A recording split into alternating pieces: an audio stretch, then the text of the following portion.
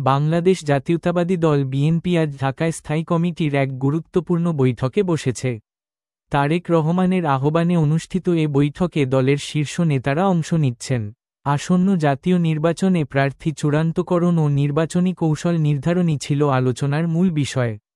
দলের সূত্র জানিয়েছে, গুরুত্বপূর্ণ কয়েকটি আসনে প্রার্থী নিয়ে মতবিনিময় চলছে এবং দ্রুতই চূড়ান্ত তালিকা প্রকাশ করা হবে।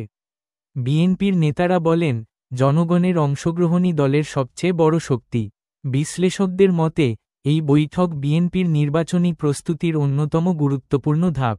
দশকের পর দশক ধরে বাংলাদেশের রাজনীতিতে নিজেদের অবস্থান ধরে রাখতে চায় বিএনপি। জনগণের ভোটাধিকারের প্রতি অঙ্গীকারবদ্ধ এই দল মাঠে আরও সংগঠিতভাবে কাজ করে এগিয়ে যেতে চায়। দ্রুত, নির্ভুল ও বিশ্লেষণাত্মক খবরের জন্য গ্লোবেভিউ নিউ আমাদের চ্যানেলটি সাবস্ক্রাইব করুন এবং লাইক দিতে ভুলবেন না।